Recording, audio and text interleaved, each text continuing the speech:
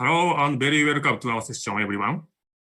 This session is Spotlight Session, Innovative Technology and Startup Showcase, organized by ADB Energy Sector Technology Innovation Challenge, and also ADB Venture Team.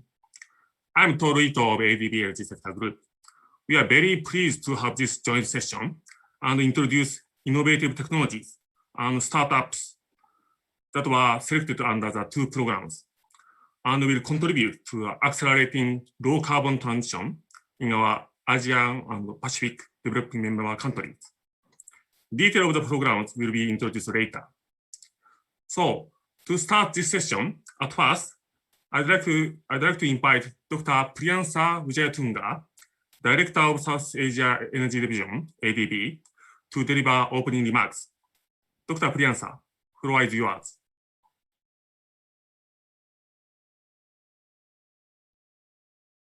Yes, thank you. Thank you very much, Toru-san. Distinguished speakers and panelists, ladies and gentlemen, good morning, good afternoon, and good evening to all of you, wherever you are connecting from. Welcome to this spotlight session on innovative technology and startup showcasing. I wish to congratulate all technology providers selected by ADB Ventures and Technology Innovation Challenge program. We all know that Asia and the Pacific has made great strides in poverty reduction and economic growth, but the region remains off track in meeting all the sustainable development goals. The world is brimming with technology solutions that conserve energy, improve energy efficiency, and accelerate the adoption of clean energy. These technologies have achieved a wide uptake and implementation in developed markets. There is significant potential of these technologies in developing countries though.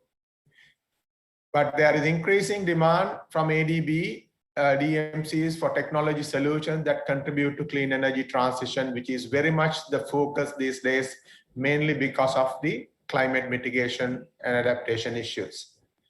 ADB has two kinds of activities that support startup technology providers to deploy their innovative technology in developing member countries as a solution for energy issues. Those are ADB Ventures and Technology Innovation Challenge.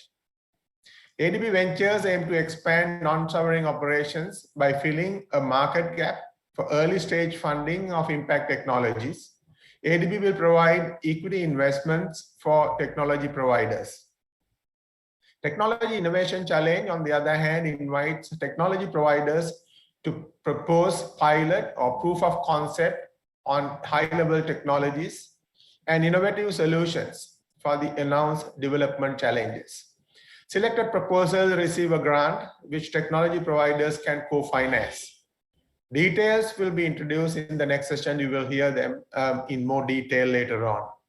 Both activities will contribute to Sustainable Development Goal 7, providing affordable and clean energy.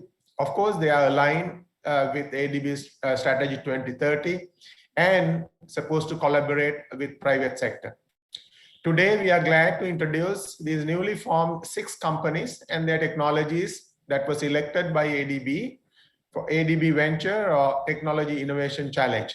We hope this session will work as a good opportunity for networking with potential customers or stakeholders and would support deploying these technology solutions to achieve at the end the Sustainable Development Goal number 7 and of course nationally determined contributions in our member countries. Thank you very much.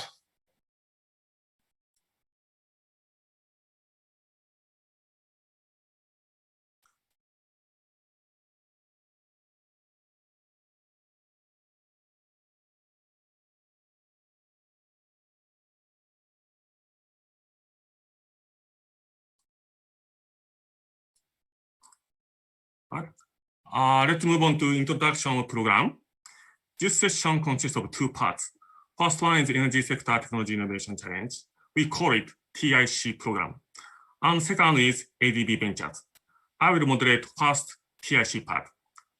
For TIC part, we invited 3 technology providers, they are winners in this competition program. I'm very glad to introduce their technologies today. But before going to their presentation, let me briefly explain about our TIC program. Right. So we have a high-level technology fund. We call it HLT fund. That is established by government of Japan, and it supports technology transfer to solve development challenges. It provides funding for our energy sector TIC program.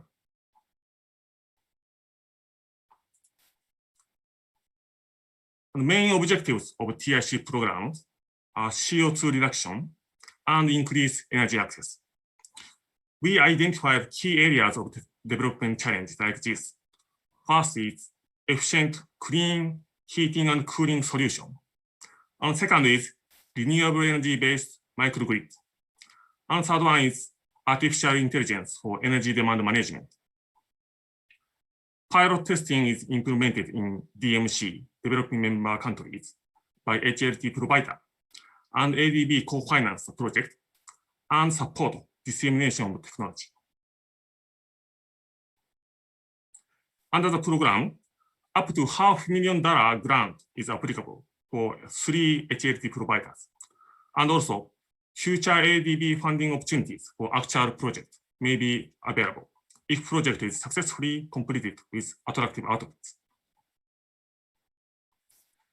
And expected outcomes for each stakeholder are summarized like this. For HLT provider, they can get familiar to local context and requirement and reduce risk of market entry. In addition, we expect relevant outputs like this, such as capacity building, publication of lesson learned, reference site. This is as a showcase, so welcome for the site visit. And consider next steps for scale up and commercial model. TIC process is like this. At first, 3 development challenges published on our website. And second, expression of interest was submitted from HLT providers. We received over 100 applications, and 12 technologies were selected as a shortlist. And then called for full proposals. We reviewed and selected 3 final winners. And finally, implement pilot test project. Now we are at this process. We'll complete next year. And then we hope we can connect to future opportunities for actual projects. In evaluation of proposals, we applied following criteria for scoring. That is, impact, novelty, innovativeness, scalability, value for money, local partnership, and risk mitigation. And here is final winners, Helios Altus, Asano Taisei Kiso, and CSIRO. We strongly hope these technologies will contribute to CO2 reduction and energy access issues in our developing member countries as an innovative solution. That is the end of my presentation. So let's move on to presentations from HLT providers. After 3 presentations, we will have a Q&A session. So please input your question in your Q&A box. We will reply to your questions. So first presenter is Mr. Michael Carroll, CEO, President and Chairman of the Board of Helios Altus Corp. Michael, floor is yours.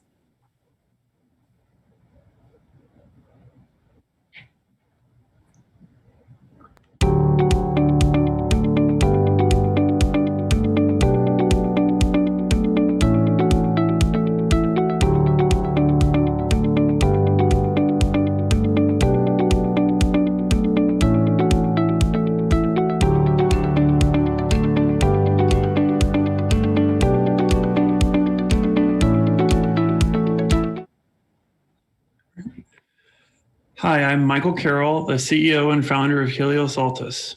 We specialize in bringing microhydro technologies to the masses.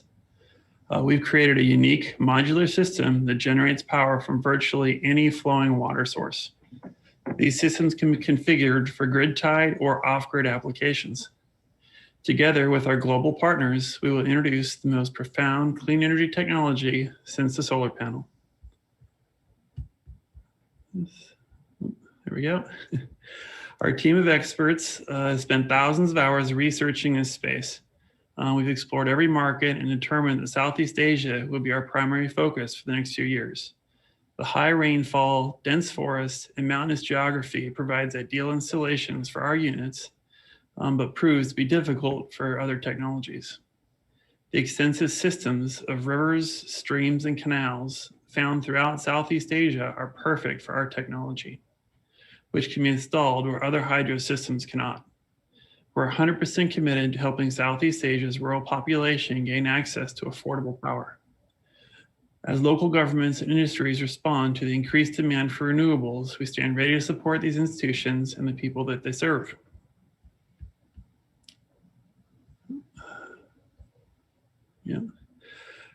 The Helios Power Wheel can be used, our technology is called the Helios Power Wheel. It can be utilized in rivers, streams, existing civil structures, tidal flows, and industrial water loops.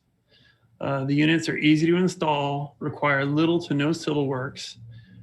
Typically, it's just two foundations for the supporting structure. They integrate with other renewables and energy sources, including solar and batteries. We typically generate 3 times the energy of similar rated wind and solar systems. And in tropical regions, because of cloud cover, forest cover, it can get up to 5 times greater amount of energy. This enables us to provide renewable energy systems that are typically half the lifetime cost of other systems available on the market. Our technology is built to last 30 plus years. We've designed and make our own generators. The only moving parts are the bearings holding the wheel and the shaft. So there really is nothing to service on our units. Initially, our units will be sized from 40 watts up to 10 kilowatts. And we are working with developers already to start producing what we call hydro farms next year to make 100 to 200 kilowatt size systems. Our patented systems allow us to do many unique things, such as generate power from water moving as slow as 1 meter per second. We can raise and lower our wheel in and out of the water to allow debris and aquatic passage. And our systems have sensors for self-monitoring. We can also monitor water flow, water depth, temperature, and water quality systems can be added as well for additional cost.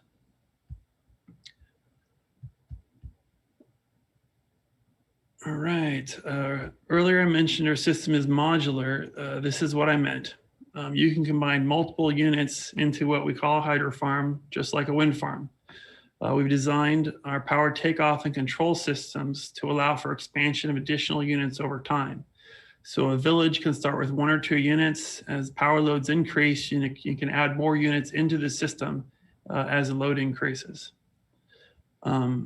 And we can also integrate our technology into existing systems with solar and wind microgrids as well. One of the best things about our technology is the environmental footprint. We believe this is one of the lowest environmental footprints to produce power. As compared to solar, wind, and other technologies, we require very little physical space, less than 10% typically of the space required for other systems. And it actually gets even bigger in tropical regions when you take into account removing trees and forest. That combined with our patented flow-through technology, which allows for aquatic passage, you have a complete renewable energy system that runs 24/7 and doesn't impact fish, wildlife, or the water flow.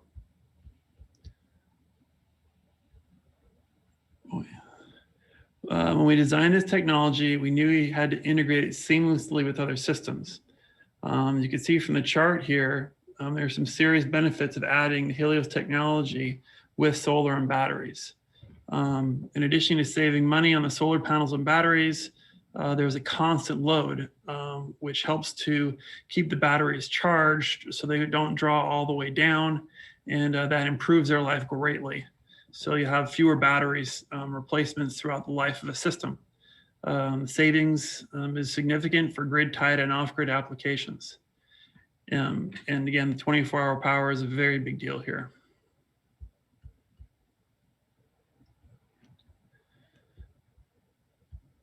Because of the versatility of our module design, we offer a number of use cases that other small hydro systems simply can't match. We support utility cooperatives, government agencies. We can use in non-powered dams, tail races, dam bypasses, and of course, industrial water loops. And smaller systems can be used for pumping water and irrigation systems and remote monitoring. And moving on to the next one. I've gotten this wrong every time. There we go. We've already done a demonstration project, which led to this grant for us. And this was done in 2018 in Balangisag in the Philippines, where we installed a 2.5 kilowatt microgrid system using our Helios Power Wheel, along with solar and batteries. So this used two 500-watt Helios Power Wheels. We were able to light up 800 meters of road, provide power to 10 households. And then during off-peak hours, we actually pumped water up to the village, and it was an amazing success. From that, we were able to actually win the grant from the Technology Challenge for a project in Diguan in the Philippines. We're receiving a $200,000 grant, which will be used to scale our Helios microgrid system up to a 10 kilowatt microgrid system.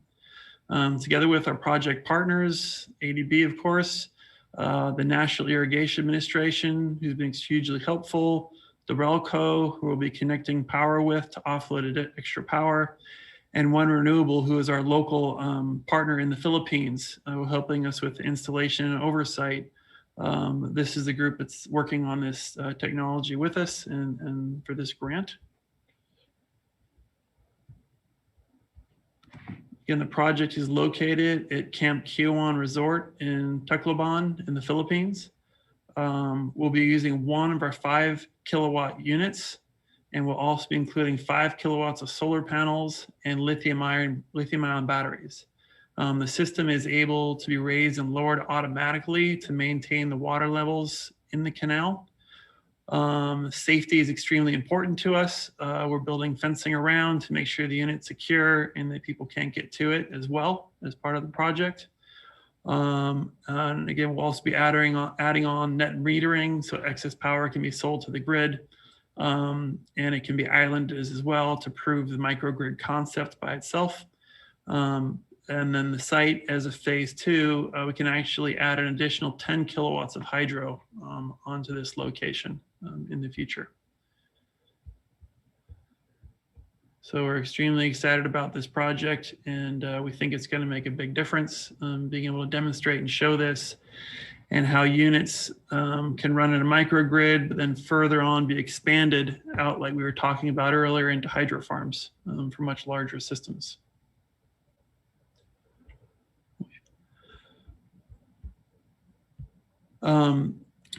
As I mentioned earlier, we're very committed to supporting rural electrification efforts. As you can see here, we're closely aligned with the UN's, most of the UN's sustainable goals. And I'm sure there are many people out there watching who are also committed to rural electrification in the region. And I invite you to reach out and let us find a way that we can work together with you on this. And thank you very much for your time. I really appreciate it, and telling you about our project. We're really thankful that we were chosen by ADB for this demonstration. And finally, I also wanted to let you know that we're currently seeking investment partners for our next funding round. Thank you very much. Great. Thank you so much for a nice presentation. In Asia, many countries have good water resource and agricultural canals. So this renewable energy-based microgrid technology should be very attractive as a solution for energy access. reliable power supply, and sustainable development in the region. Thank you very much. So, next presenter is Mr. Tsuyoshi Shiga, manager of the International Business Promotion Section, Asano Taisei Kiso Engineering. Shiga-san, floor is yours.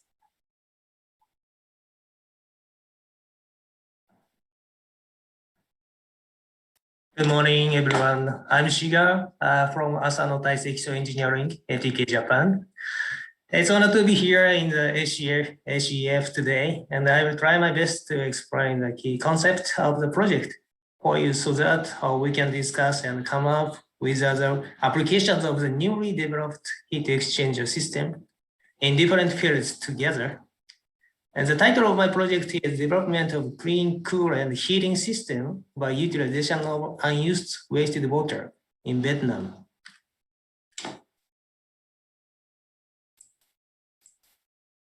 And my presentation will consist of the following three contents. Background of the project includes the energy status and technological development. The second one is the proposed system, then is outlined how it is unique and promising to achieve energy saving in Vietnam. And the future prospect and challenge will be touched for further application in ASEAN region at the end.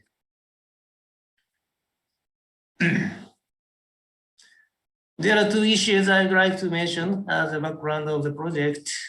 First one is the energy status in the developing countries. The energy consumption is growing up rapidly as the economy is booming. In the economic boost, however, plenty of energy are forgotten or ignored in the manufacturing process in many industries. And Vietnam is no exception. It would be good news for our business owner to reduce the energy consumption if the forgotten energy can be recycled in the business process. Second one is the technological development. A tough heat exchange system has been developed and applied in groundwater or hot spring to ensure the thermal recycle capacity of this system in some researches performed in Japan. The results show the system is operated with a good performance as expected, even in a severe environment. My team was looking for further application in a different field, such as wasted water from industry. My project is focusing on energy saving and CO2 reduction through using an unused thermal energy in a manufacturer in Vietnam. Fortunately, the project is selected by ADB as a recipient of the grant. A core technology of the project is the heat exchanger called GHEX, this one. It is made of polyethylene, which is strong against corrosion or rust and durable for 50 years. Metal type heat exchanger have dominated the market because of the advantage of the material property, especially as thermal conduction. Also, the polyethylene is lower thermal conductivity than the metal one. The unique shape of GHEX, combination of more than 100 small pipes, compensates the weakness of the polyethylene-made system. In this project, 3 units of roll-up type will be installed. This is the system outline, and it will be installed in a chicken processing company in Hanoi, where very cold water is produced and released in the process. As the released cold wasted water is 2 degrees Celsius, its coldness is used to cool raw water 30 degrees Celsius to 22.5 degree, and finally to 0 degree by an electrical existing chiller. The wasted water contains many remnants of the meat production process, like a fat or meat ferment or feather, and resulting in too severe condition to apply a conventional metal type heat exchanger. A second small heat exchanger will be also incorporated between proposed system and existing chiller, so that the temperature is only changed and the quality of the raw water is kept unchanged.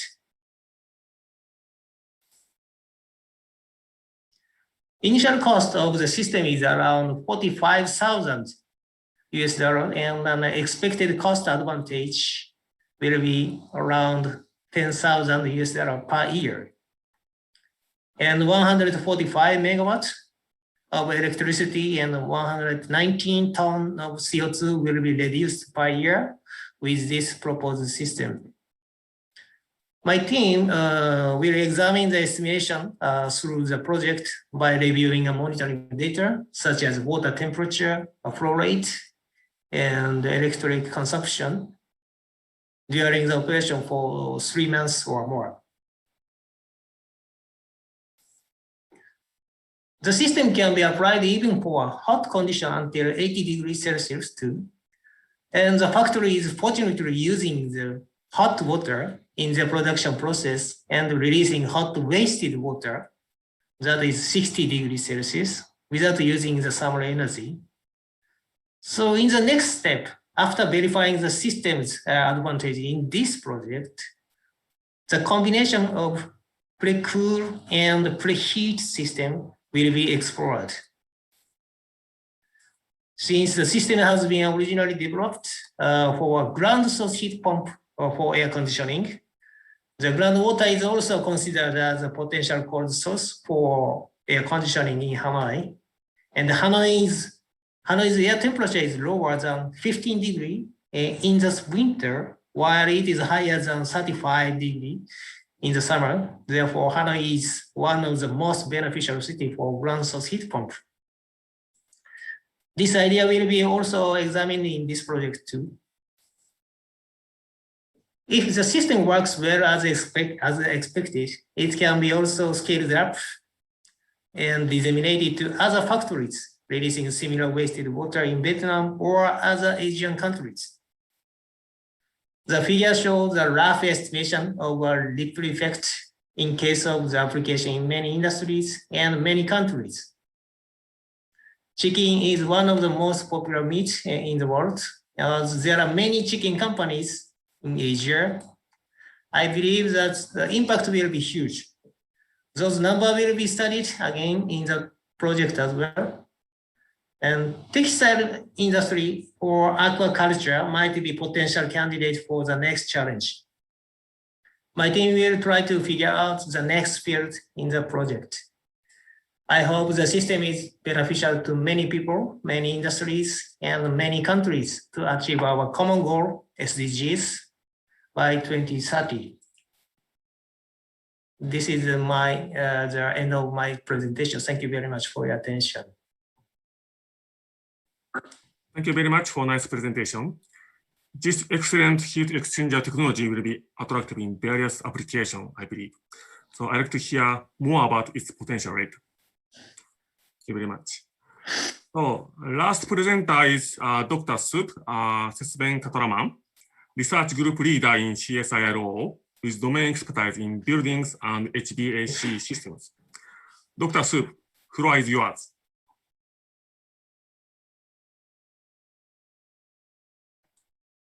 Thank you. Thank you, Toru. Thanks everyone for having me here. It's a great opportunity for me to talk about our work in the area of energy efficient air conditioning to this audience. And I take this opportunity to thank ADB for providing this flow. I'm going to briefly introduce the work that we hope to start very soon in Indonesia in terms of demonstrating an energy efficient and sustainable cooling technology that's suitable for hot and humid climatic conditions. Before I go into the details about the technology, I think it's very eminent why we are talking about air conditioning or why we are looking at cooling for the Asian market or the South Asian market. And there are lots of studies, including the one that's recently released from the International Energy Agency, that talks about huge growth in the energy use from the Southeast Asian countries, ASEAN countries, and also because of the improvement in the quality of life as well as the global warming, there is also going to be a huge increase in the demand for air conditioning. And I have quoted some numbers from the IEA report here. And these countries obviously need to be prepared for handling this growth in terms of the energy use as well as the cooling energy requirement. Interestingly enough, it's not when we talk about cooling, it's not just cooling. Cooling also is associated with comfort, which is primarily due to humidity. And Asian tropic regions, most of the countries in Asia have tropical climatic conditions, populated countries and cities, and they have got a high humidity challenge. So when we talk about air conditioning solutions, they not only need to handle the total cooling load, what we call a sensible cooling load, it also needs to handle the humidity, which is known as latent cooling load. And what we are actually looking at is how do we really address this challenge of providing comfort cooling for these climatic conditions in an energy efficient way. We have been looking into solar cooling as a technology for a period of time, and it's very evident why looking at solar and aligning that with delivery of cooling makes sense. I've basically shown two charts here. Again, these plots are for Australia, so you can see the climatic conditions are probably relevant to Southern Hemisphere. And the plot on the top actually shows typical monthly solar radiation for one of the cities in Australia. And also it shows what is the cooling demand, monthly cooling demand for a typical office building in a city like Sydney. And you can clearly see there is an alignment between the monthly solar radiation availability and the cooling demand. And that's very evident. And when we look at what's happening on a daily basis, the alignment between solar radiation availability and the cooling demand is not as great as it sounds. And that's what is shown in the bottom plot. This is again for a typical office building in Sydney. What you see here is the instant radiation that obviously, on a typical summer day, it goes anywhere between 6 to 5 or 6 o'clock in the afternoon. And the cooling demand obviously starts as early as 7 or 8 a.m., but it goes on until later in the afternoon. So there is a bit of a mismatch in terms of the radiation availability and the cooling demand.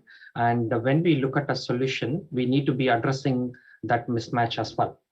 So the primary challenges again in countries like Australia, which I think will be very soon a challenge for most of the Asian countries as well, is not only managing this mismatch in the cooling demand, which basically results in the peak energy use in the evening or the late afternoon hours, and also the initial cost associated with these new technologies. How are we addressing that? So we have been primarily working on a heat-based solar cooling technology development that actually uses heat that's typically available in a solar hot water system to deliver cooling, and primarily to dehumidify the air that's actually used for delivering cooling. And we do also handle sensible cooling in separately without using any compressor-based air conditioning solutions. One of the benefits of the technology that we are looking here is these systems are more suitable for fresh air-based systems. Most of the refrigeration-based air conditioning solutions do recirculate the internal air. And when we are looking at conditions like what we are right now in terms of having ventilation being a key requirement for managing indoor air quality, these type of fresh air systems obviously become more suitable for delivering cooling, at the same time maintaining fresh air requirements as well. One of the other benefits of this system, as I mentioned, is it does provide humidity control, active humidity control. Although I have shown heat-based approach here, It doesn't have to be using solar heat. It could be using any low-grade heat or waste heat. Or we could also look at integrating these systems with solar photovoltaic systems as well. Since these systems work or primarily use solar energy, either as a heat source or as electricity, they do not rely so much on the grid electricity. As a result, when we are talking about those afternoon peaks that are seen in lots of climatic conditions in terms of grid electricity getting impacted, these systems can deliver cooling or address that challenge without really overloading the grid. The project that we plan to do in Indonesia is an exciting partnership with a few partners, along with Subarnajarang SJ, one of the leading infrastructure and urban management companies in the region. And we also are working with Sinarmas, one of the largest infrastructure developers in Indonesia. And we also have an academic partner, ITB, as an MNV partner for this project. So we basically, hope to provide the technology solution from CSIRO, and Subarnajarang, who is the infrastructure, partner, would actually be managing this project in Indonesia, supporting us with the installation and commissioning of the system, and also support with monitoring. And Sinarmas will be the pilot site owner. We have already identified a couple of pilot sites, and in fact, I showed one of them in the initial slide as well. And we will be demonstrating in one of the Sinarmas sites.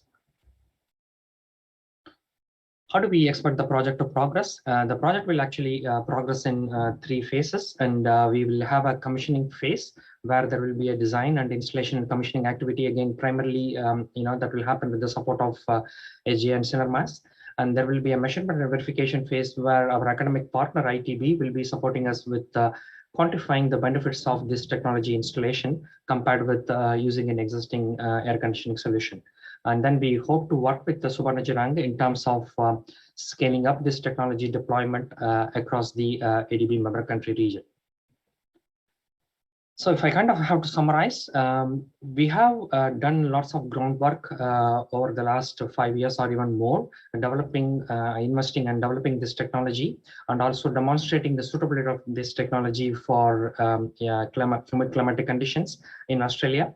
And also we have worked with the various component suppliers and also building owners in order to demonstrate the suitability or the viability of this technology, and also understanding the supply chain. And as a part of this grant, we basically hope to do the similar demonstration in Indonesia, one of the ADB member country regions, and also understand the potential for different operational business models, and also establishing the benefits of this technology, and looking at identifying a supply chain for emerging Asian region. That's it from me. Thank you. I look forward to discussing more about the technology in the coming session.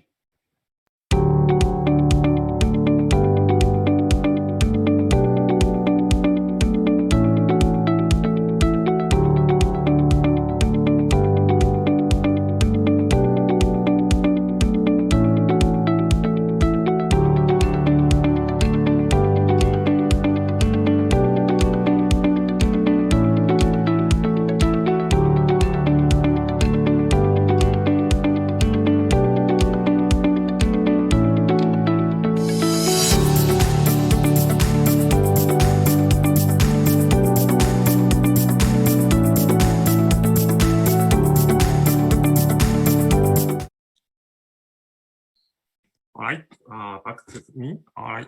Thank you so much, Dr. Soup, for a nice presentation.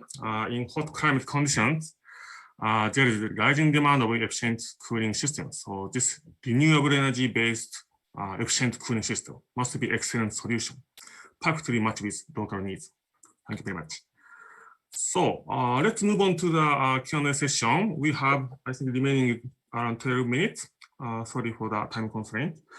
So please input your question in Q&A box if you not yet. So at first, I like to ask some common questions to presenters. Are you ready? Right. So first question is, what is your ambitious target in meet and long-term future to deploy your technology in DMCs, such as potential market, like other countries, regions, and potential application, like a different business model, and or further technology development, like a large-scale model and financial viability. So whatever is all right. So please tell us more about your ambitious target in future. So shall we start from Michael? Mute myself here. Yeah, thank you. Yeah, so our ambitious targets are, we'd like to see obviously success with this demonstration and, large-scale deployment of our units in canals in the regions to support local grids with renewable grid-tied power. The place we see the specific advantage for our technology, particularly in tropical regions, is for off-grid power. So Southeast Asia has some of the largest populations without any power or very limited power in the world. And our technology with the water wheel, particularly in tropical areas, we believe we're the lowest cost option for that. And we've made units that are light and small so they can go to these remote places and run for long periods. And we're working with our partner Siemens and some of our other partners to be able to remotely communicate with those systems as well. And some of the other spin-offs and applications and things is, so we talked about some of the water monitoring. So we actually can upload that water flow data. So that'll be a huge value to countries, being able to actually monitor the water going through different regions and places in the countries themselves. So that's where we see that, and I guess in the short term and in the long term as well for the company. So we, and a further technology development side, we're working on things for different materials and composites. Some of the earlier versions, these are really rough systems, so there was some corrosion, things like that. So we've been overcoming a lot of those types of things, and scaling up further uses, within tidal flows. So some of the estuaries and places where tides rise and lower, ways to block water to flow through the units, and some even flatter locations and spaces. So we think that's some of the real advantages of our other hydro, is being able to produce power in very thin water flows. Most of the water flowing around the world is actually in thin water flows, not deep rivers and canals. And we see that as a big difference for what we're doing versus other systems out there. So, yeah. Thank you very much, Michael. Thank you. So, next, may I ask Shiga-san, please? Yes, thank you very much, Ito-san. According to the news from a website, Poultry World, chicken consumption increased by 6% in the world in 2019. And Indonesia, Malaysia, and Myanmar is listed in the top 12 in the world. Therefore, there are many chicken processing factories in the ASEAN region, and which indicate huge potential of the application cases. For the midterm goal is to deploy the technology in the chicken factories in the ASEAN region, as mentioned in my presentation. And for long-term goal, we'd like to apply the technology in the different industries, such as textile or aqua industries. For example, a process of dyeing clothes in the textile industry usually require heat energy, such as hot water at 60 to 80 degrees Celsius, or boiled water around 100 degrees Celsius. And the pH is controlled in alkaline or acidic conditions, depending on the cloth type. And the wasted water from this process is hot, alkaline, or acidic water, very severe condition. And I believe that our technology is applicable even for that harsh water condition. So I'd like to perform the trial operation with small scale model in the future if we find an opportunity to do that. Thank you very much. Thank you very much, Shiga-san. So lastly, Dr. Sood, please. Thank you, Toru. I think the pilot will enable us to demonstrate the technology in the region and also build capability of supply chain in the region. And we're really pleased to have partners in the region such as Subarnajaram, who already have a huge understanding of the market in the region, and they already play a role in developing infrastructure for the region. And with their existing network, we certainly believe we are able to scale this up in other member country regions and also to a larger Asian population. One interesting thing we certainly would like to work with our partners in the region, as well as explore ourselves, is the innovative business models. For example, lots of these renewable energy technologies, it's certainly they do have a high initial cost, and there are ways to address that. For example, in the energy domain, energy performance contracting is a well-known method for addressing the initial cost barrier, where people don't have to pay for a new technology installation, and the benefits that are achieved or obtained by the solution itself pays back. And there are solutions such as delivering cooling as a service rather than people having to install cooling technology as a capital item is another innovative solution that is being explored.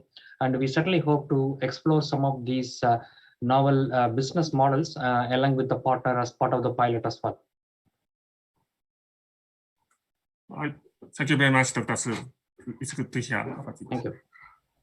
All right. So second question is to deploy your innovative technology in other DMC, what local partner you will need and why? Maybe this will be a very quick question. So let's start from Michael, please. Sure. Well, we need a local partner that's obviously familiar with the local regulations, has done work during net metering and interconnections. Some of the earlier projects where we can put lots of units in series have to have experience in that area. Also, when we go off-grid into remote areas where we get into different electrical co-op areas that have funding to go there, they need to be able to work with those organizations as well. So like a Partner One Renewable in the Philippines is ideal at that and bridging both sides of that. So companies that can do that is what we're looking for. Thank you very much.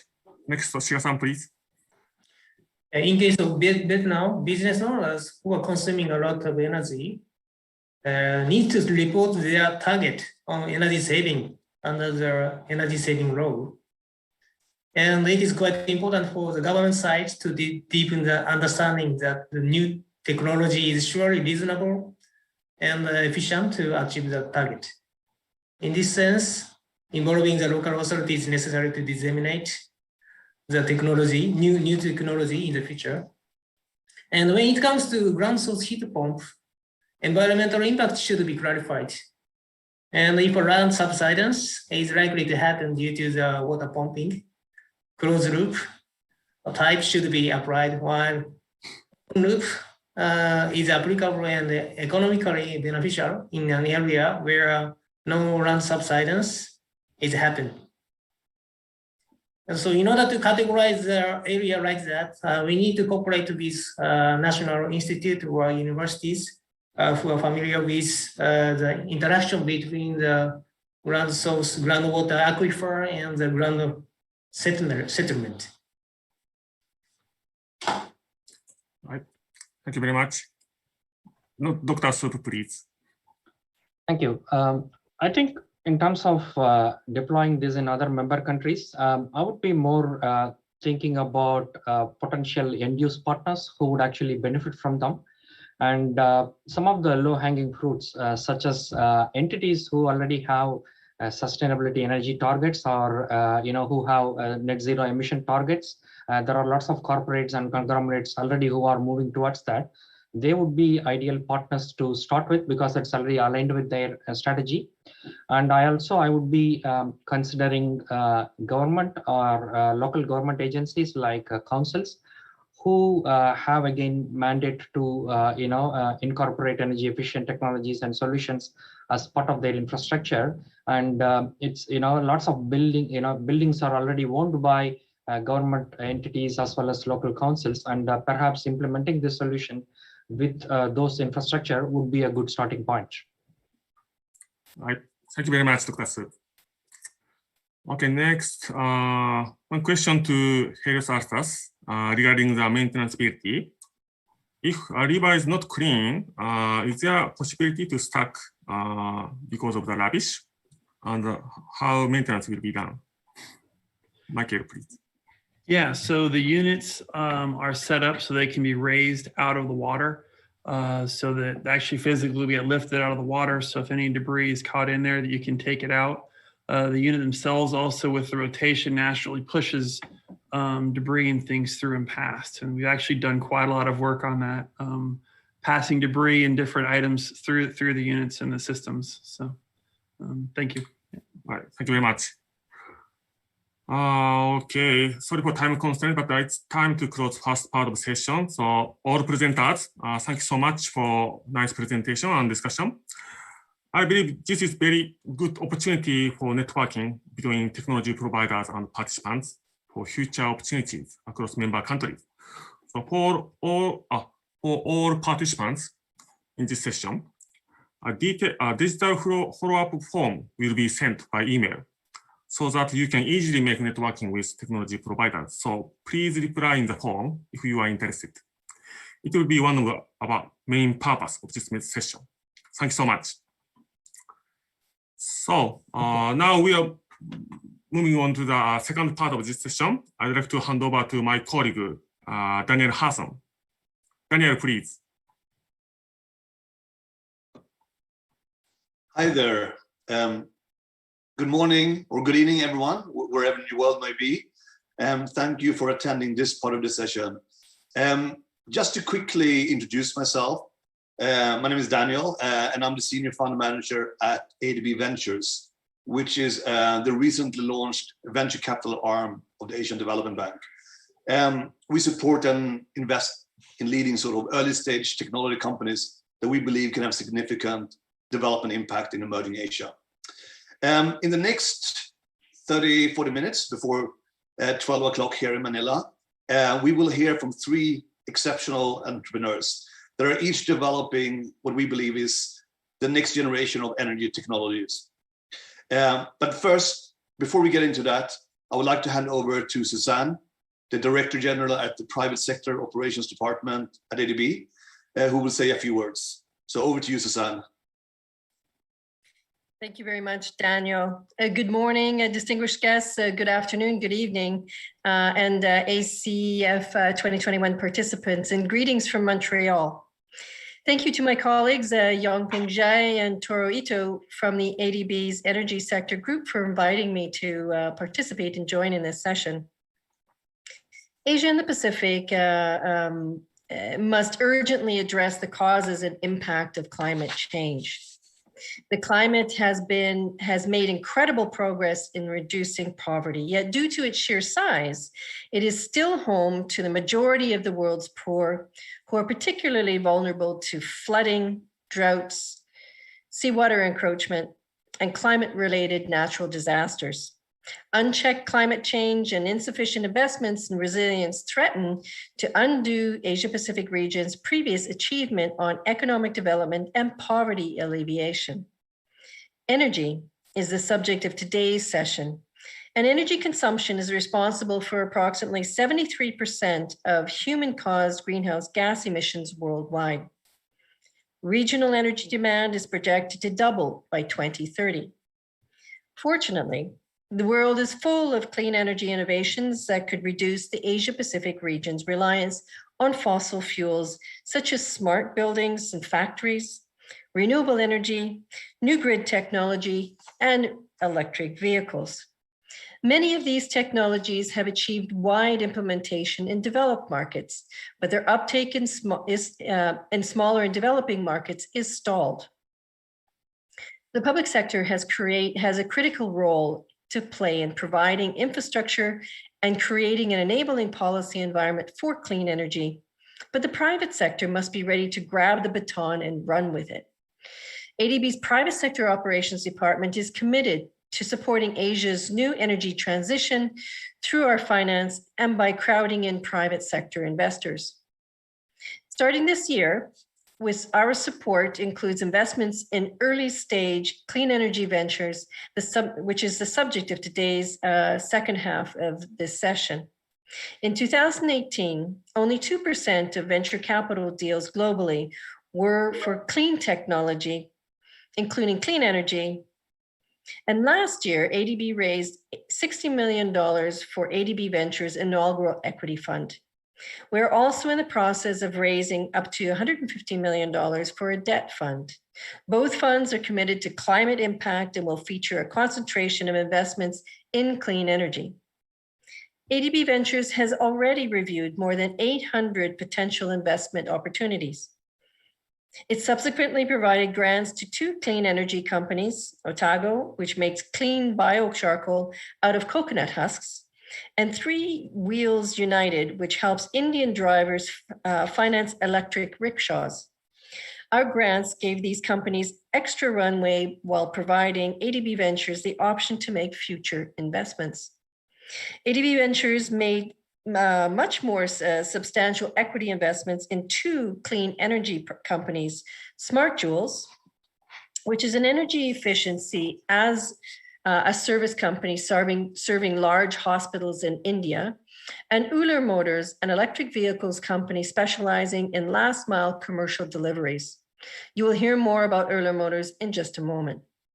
Today, you will also hear from 2 other companies that intrigue us. The first of these is Nuventura, which develops medium voltage gas insulated switchgear to replace SF6, the world's most potent greenhouse gas, with dry air. The second is Gram Power, which provides smart metering and grid management technology to digitize utilities and help bring radical efficiency in power distribution in India. Now I'm pleased to pass the microphone back to Daniel, ADB Ventures Senior Fund Manager, and who will introduce these companies and lead this morning's panel discussion. Thank you very much. Thank you, Susanne, and thank you for those words. And I know it's very late for you, so much appreciated. Now let's get into the meat of it and hear from our entrepreneurs. I'm delighted to introduce, as Susanne mentioned, 3 entrepreneurs: Saurav, Fabian, and Yashrai, CEOs and founders of Euler from India, Nuventura from Germany, and Gram Power from India. When you're in the investment world, you do get a chance to spend a lot of time with entrepreneurs. And I had a fortune to spend quite a bit of time with all of these entrepreneurs in the past 6 months, 1 year. And I truly find it's amazing what these companies are doing, as well as the fact that they're actually developing solutions that can have a substantial and very real impact on the energy system in emerging Asia. The format of this session will be that each founder will do a brief presentation. And following that, we'll have a joint Q&A, just like in the previous part of the session. During the session, please feel free to ask any questions, put it in any questions you may have, or you can wait after presentations, and feel free to ask anything, challenging questions to the founders. We'll try to answer as many questions as we can during Q&A. Anyway, without further ado, let's go. We'll begin with Euler. So over to you, Saurav. Thank you. Hey, hi, I'm Saurav Kumar, founder and CEO of Euler Motors. Thanks, Daniel and Susanne, for the wonderful welcome. And thank you for having us on this panel to talk about what we are doing. We are an automotive tech startup. We are focused on the light electric commercial vehicle segment. We started in 2018, and we were looking at opportunity in electric vehicle segment in India. And we realized that commercial vehicle was one of the segment where we saw a very less number of companies focusing on it, but we saw a huge opportunity in terms of a segment that could be the front runner in terms of the transition from IC engines to electric without much of subsidies, without much of intervention, because the economics of the whole segment work perfectly for electric vehicles. So within the light electric commercial vehicle, we focused on e-commerce companies, which we felt was, the front runner of this EV adoption. Companies like Amazon, Flipkart, IKEAs of the world were already committing to having their good portion of their fleet transition from IC engine vehicles to electric. And that's where we saw like the big opportunities. We saw some of the other segments like your FMCGs, your utilities company also creating some of the demands, and they became sort of our second focus areas after the e-commerce company.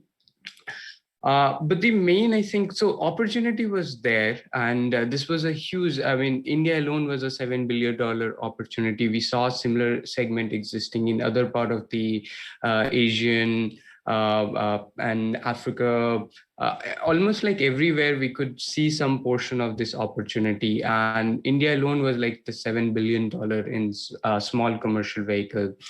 So we decided to go after this segment, and our approach to the problem that how do you get people to transition from IC engine to electric, there we had a very beautiful, I would say, remnants, which was that if you want people, or I mean these companies, to shift to electric vehicle, then you have to build solutions which are going to be better in terms of every single performance metric that an IC engine vehicle hits. So if it's about efficiency, if it's about amount of payload it can carry, if it's about the amount of range that the vehicle can go, if you don't hit or become better than IC engine vehicle, then every different segments of the overall ecosystem, be it your fleet owners, be it your financial partners, they will have these different kind of anxiety whether they would want to transition. And over the last 3 years of our journey, we have deployed roughly 250 vehicles. We built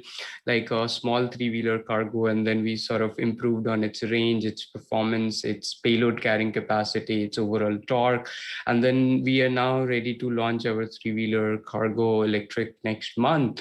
And so far we have done like almost around 50 vehicle deployment of this new vehicle. Around 12 to 13 million kilometers we have accumulated over the last 3 years.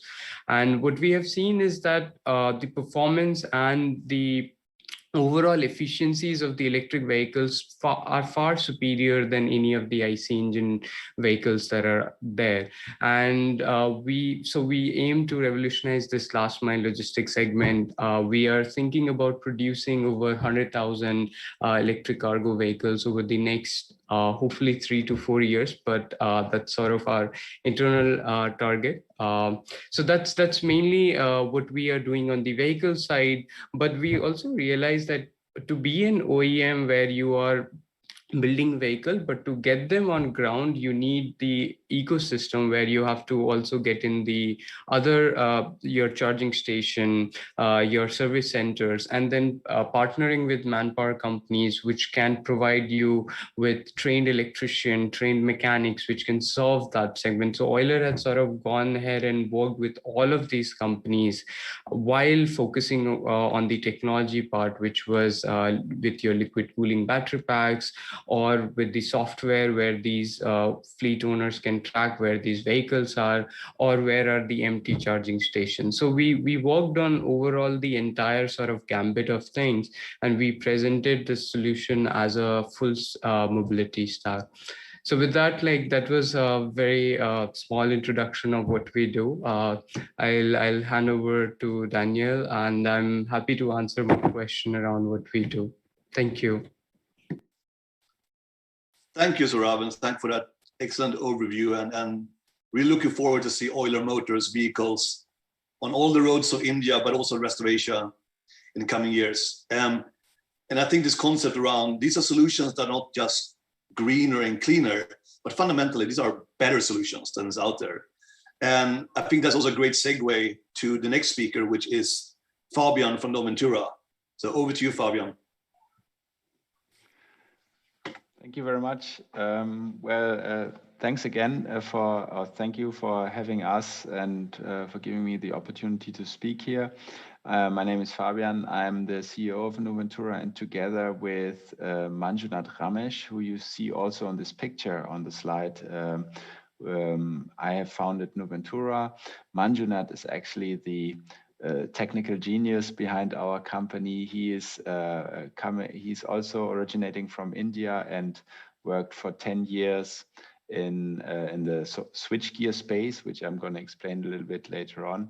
And eventually his journey brought him to Germany, and this is where we met. And he came up with this wonderful technology that I just want to highlight to you. So Manjunath and I are also sort of a story of intercultural exchange and meeting from different parts of the world can bring up something good, hopefully. Now, with regard to Nuventura, if you want to just remember one thing about us, it's really our slogan that you see below our company logo: F-gas free switchgear. And it's unfortunately a bit sort of unknown topic, and I'll try to explain it a little bit with the graphs and schematics that we have on this slide. Now, what is a switchgear? I think I should explain that a little bit. In this opportunity box that you see on the left-hand side of the slide, there is a schematic that shows you principally what does a switchgear do. It connects the users of electricity to the electricity grid. And the electricity grid is set up into different sort of levels.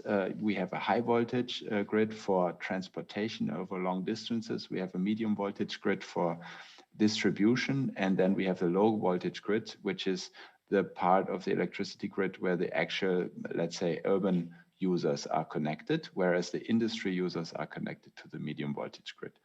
And why am I telling you this? Because in medium and high voltage, switching or connecting and disconnecting to the grid is a bit more difficult than what you know from your light switch at home, which is in fact the same thing. It's also a switch.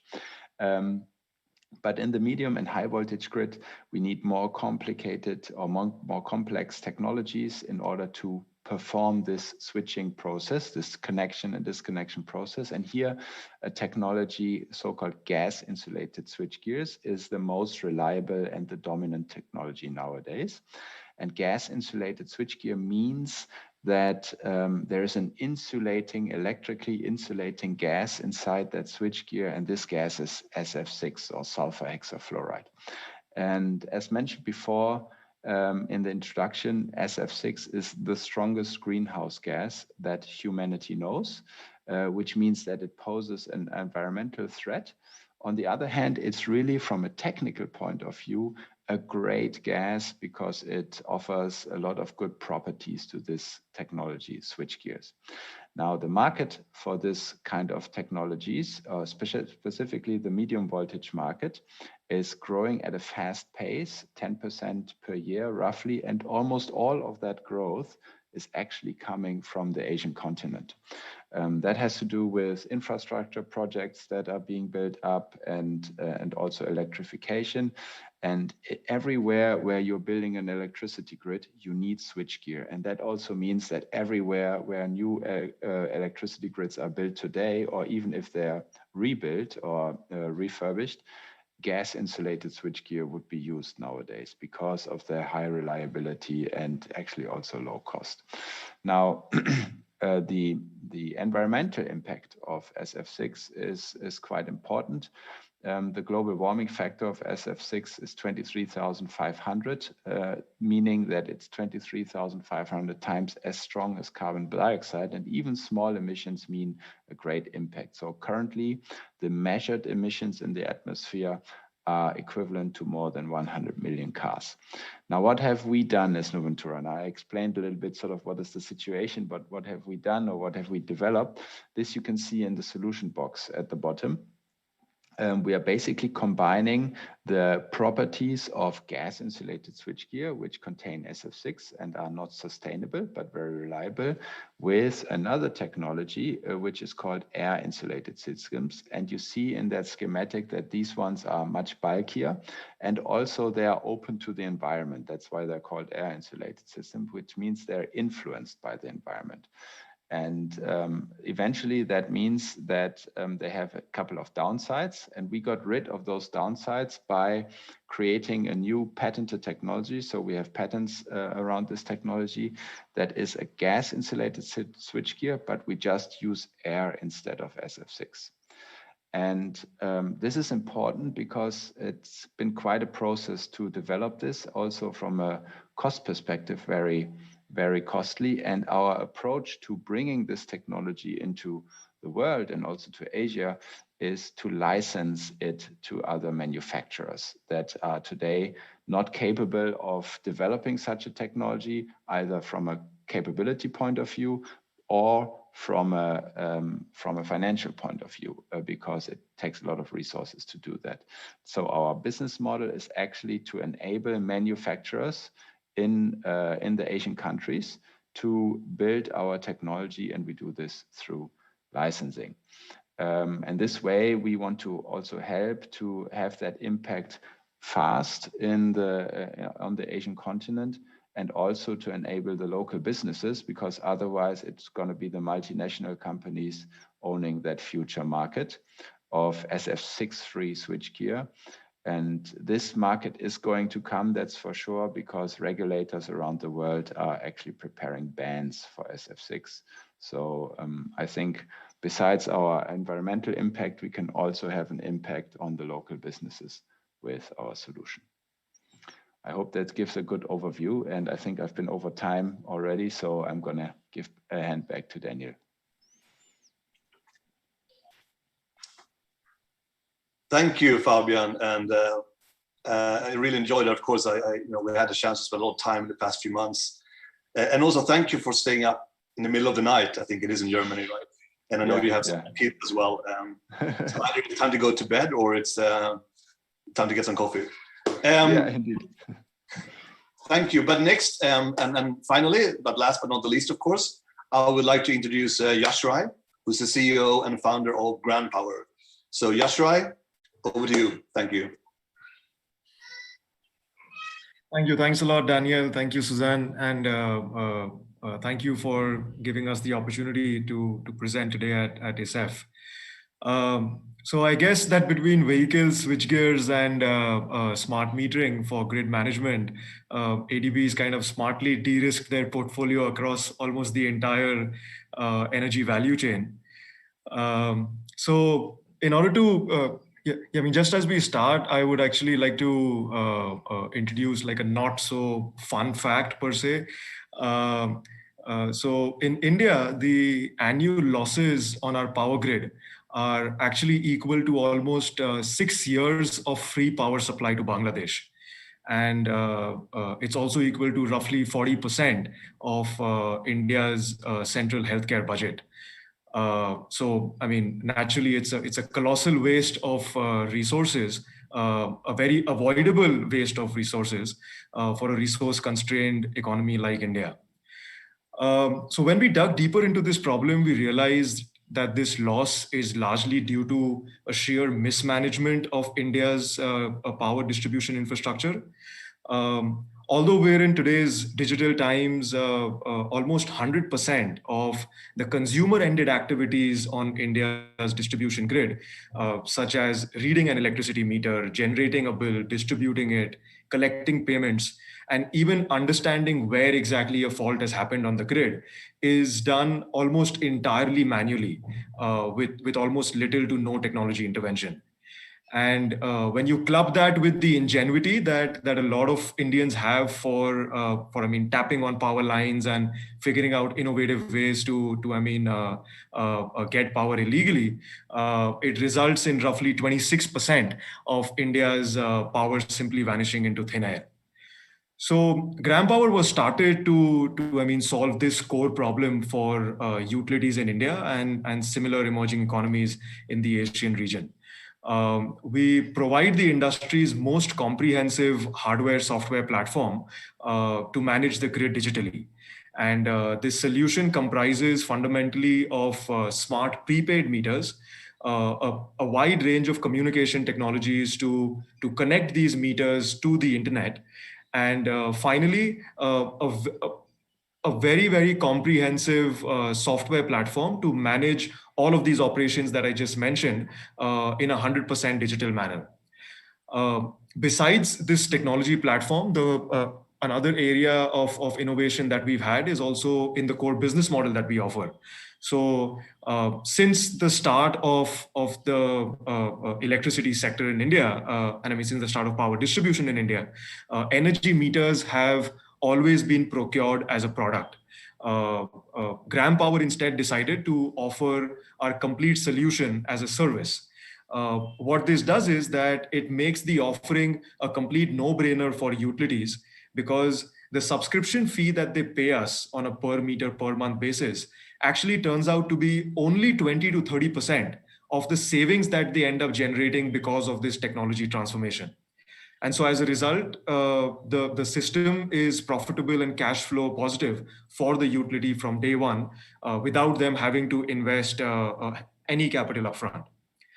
As far as our traction goes, unlike a lot of companies, we're a profitable startup, and we're currently also executing the largest privately funded smart metering as a service contract in the country, and are on track to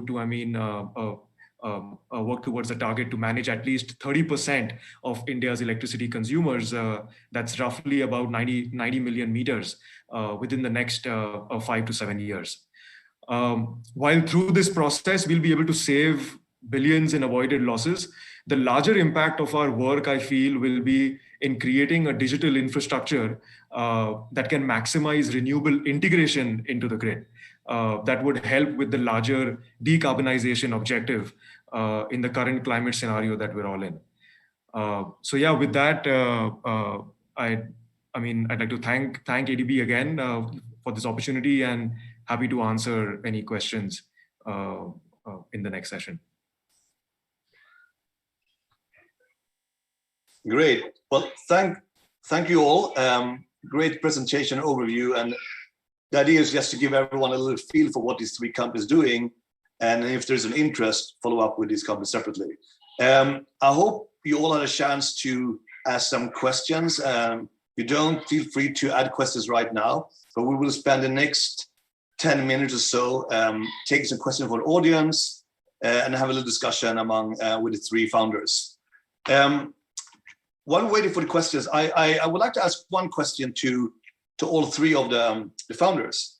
You're all operating in sectors where there are strong incumbents, where there are traditional companies been around for a long time with bigger balance sheet, more engineers, so on. As a startup, what challenges as well as opportunities does that create? And how do you compete with these larger guys? Maybe Saurav, you can start, and then we'll follow the same order as we did presentations.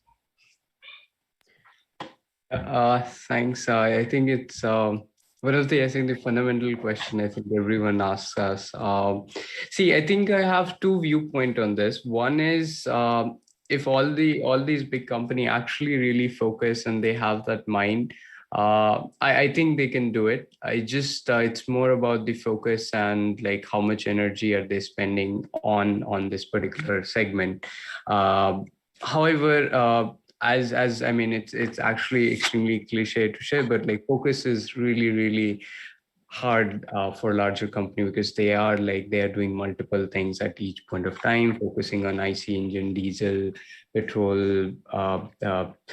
Then you have different markets, you have different sort of passenger, private vehicle, commercial vehicle. So doing a lot of things.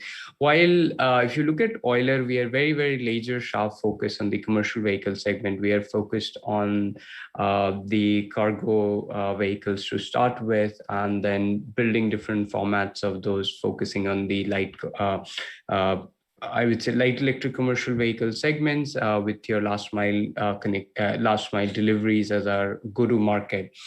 In terms of like what would truly differentiate Euler, all of these things have come from our focus on this segment itself. Those are primarily one on the technology side. We have built, because we have been looking at, the entire focus on that cargo delivery for the last mile, or in general, like intercity transport.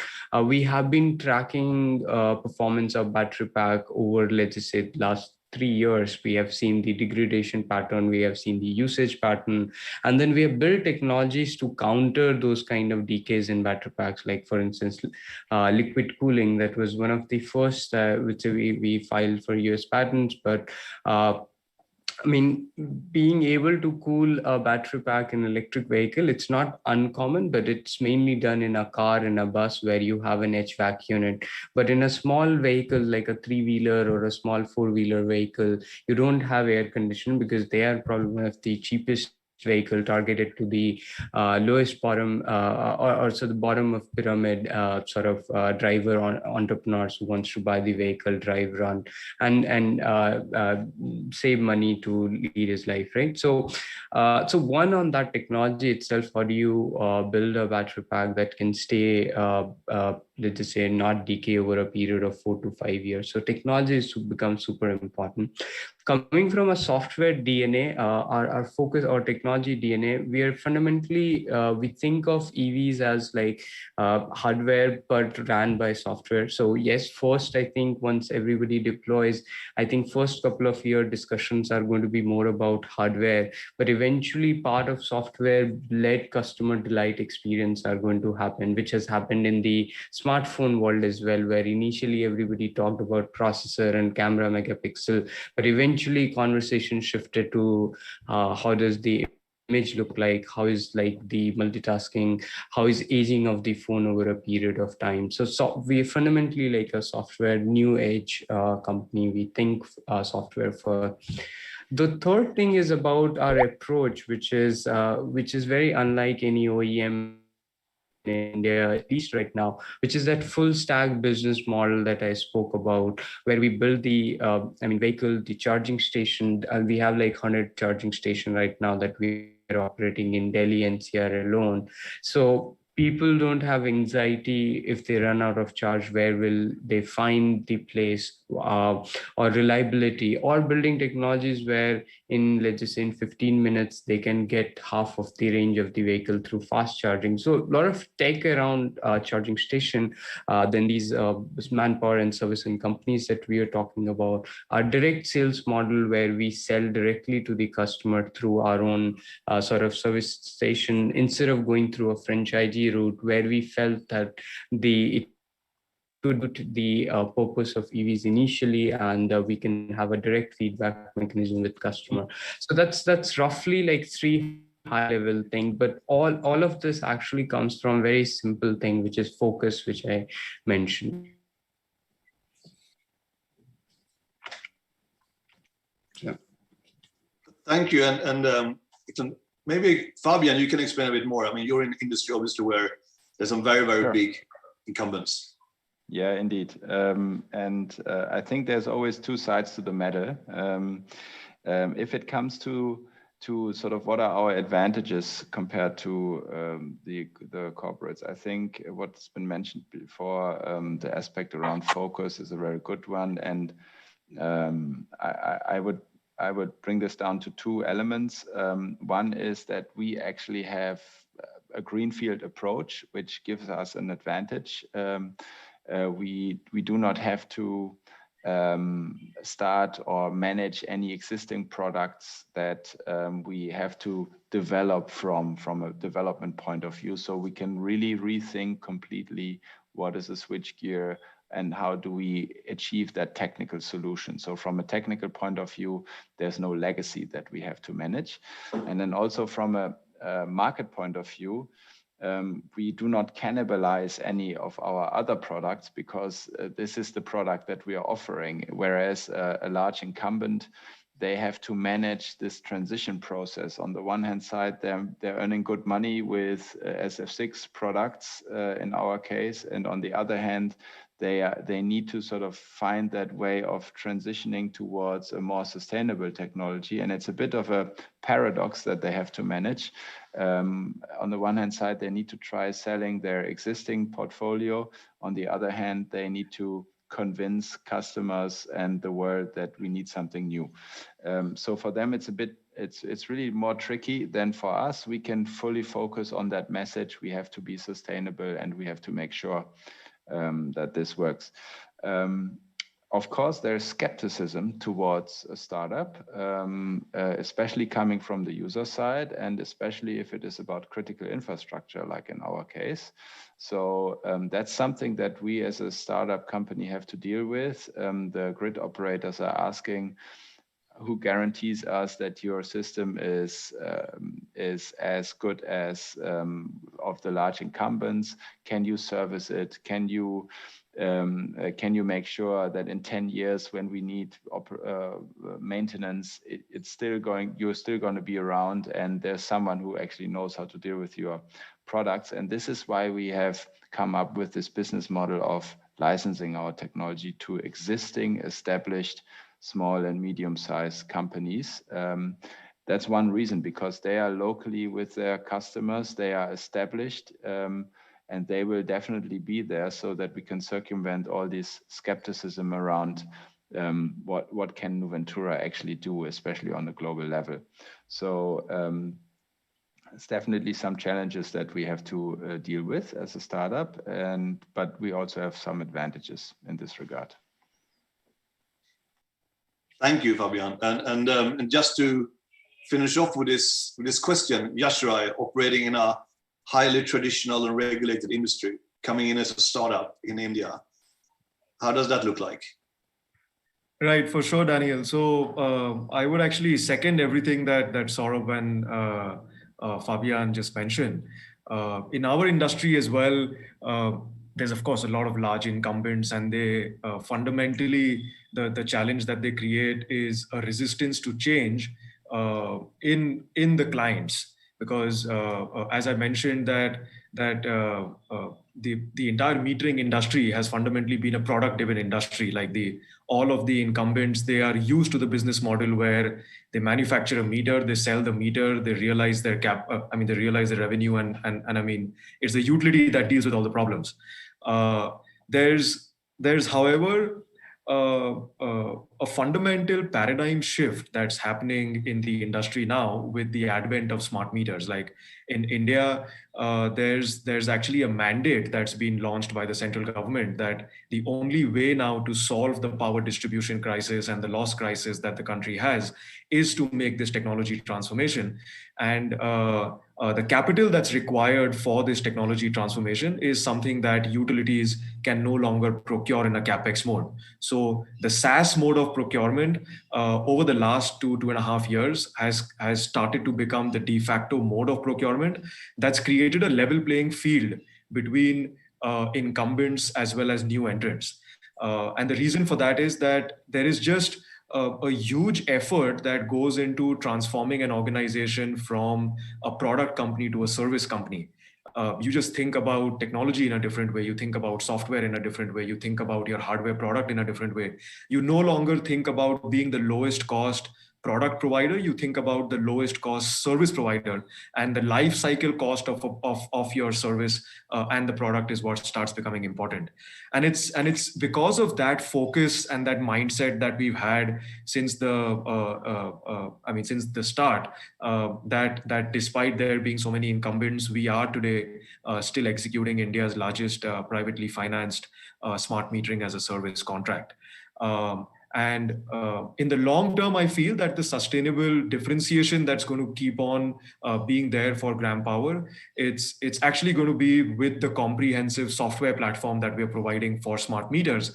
Because the moment you have millions and millions of these meters coming on the grid, it's going to start becoming a more and more complex problem to manage these assets in a reliable manner and to use this digital infrastructure effectively and build the right kind of analytics tools and things like that. And I think that's going to continue to be our sustainable advantage when compared to the larger incumbents. Thanks, Yashra, for that. And it's interesting to see the similarities, but also some of the differences. We have a question for the audience here. It's for Euler, but I think it's also relevant to you, Yashra, and maybe to Fabian. I think the question is around funding and capital for these kind of assets, particularly as we move towards mobility as a service, energy as a service, smart metering as a service. How do you deal with, first of all, what is the financial model for the clients? It's the leasing models, etc. And how do you finance those assets? Can you elaborate a bit? Interesting to hear your experience so far. Maybe Saurabh, you can go first. Yeah. So there are, I mean, as a company, I think there were two kinds of questions. You had asked one about the leasing and then other about the financial sort of requirements. Today we have been leasing the vehicle so far to all the big brands, all of the e-commerce companies. So we built like the full mobility as a stack. We offered them like what the EVs can do, give them a sort of like, help them benchmark electric vehicles in their fleet. And that we did through leasing our vehicles. Now we are starting to retail them through our showrooms as well. It's coming up next month. So with our official launch of the vehicle, we'll be able to directly sell to any small fleet owners, individual driver owners to also buy these vehicles and run in their respective sort of business use cases.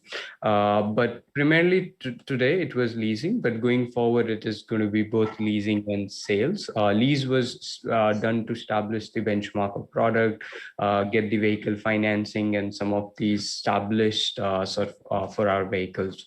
On the financial side, I think there are typically three kinds of finances. You have, one, obviously the equity that we are using to continue to push into your R&D development, charging station, service station, all of this. The second one is your debt requirement, which goes into the vehicle financing, which is, let's just say, for the lease vehicle. So let's just say we have today around 300 vehicles that we have leased. So we use vehicle financing over there, and we run those vehicles on a positive unit economics. So whatever money that we have to pay as EMIs, that sort of comes back.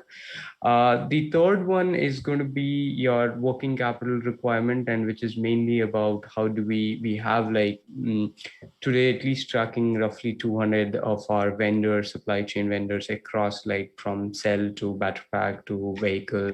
And so that's where it's a short-term capital sort of where you order within 2 to 3 months, that keeps on rotating, you produce the vehicle and then you deploy, that capital gets free. So that's how we look at our capital requirement. I don't know if that answers the question, but this is how we look at it. No, I think it's very interesting with this kind of new business models emerging. Yashra, how do you manage this challenge? Sure. So Daniel, this is not an easy problem to solve, I would say, at this point in time, primarily because of the fact that given the early stages of smart metering in countries like India, smart meters are still not considered a secure yield generating asset for the regular, like say, bond markets or InvIT markets or things like that.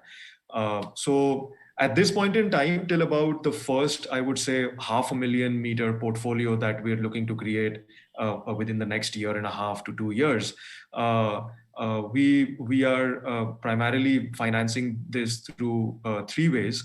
The first is that we're basically raising equity for about 20 to 25% of the asset cost.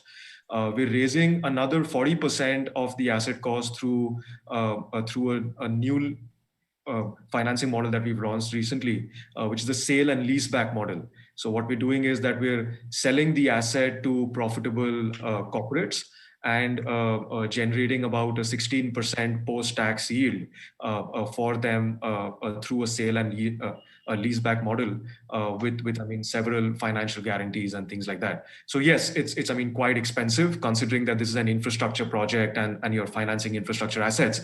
But we're basically doing this to reduce the reduce the debt component in the project for about the first $500,000 to $600,000 asset base, and of course, I mean like the balance roughly 25 to 30% is something that's being raised through structured debt, which is reasonably easy if you have like a 70-30 debt equity debt ratio that's being created in your project.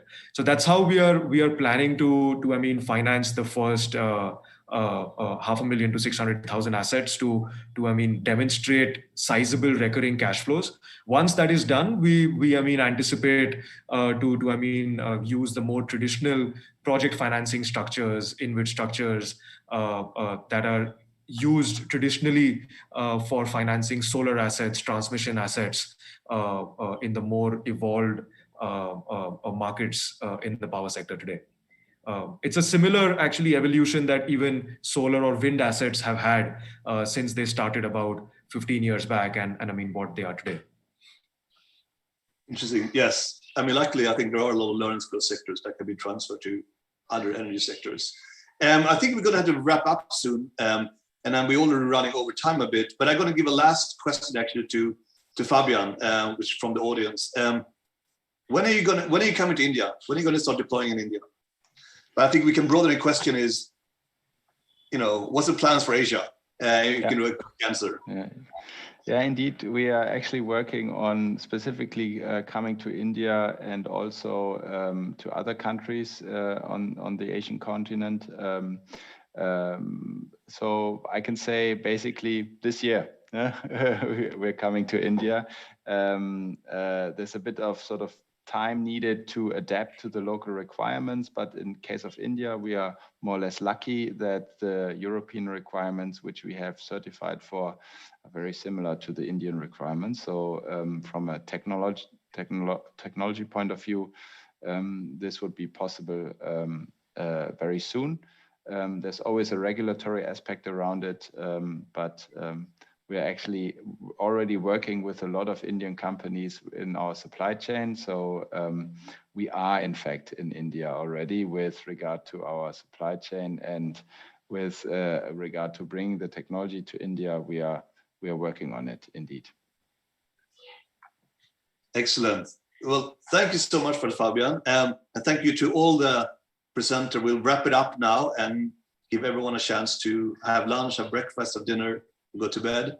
So thank you all to the presenters, both from the first part of the session and for the second part.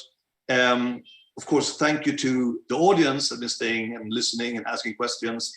And thank you to the organizers been managing this. Is actually a huge process around getting the speakers, the material, making the IT works and everything. And so thank you to everyone who's been working on that.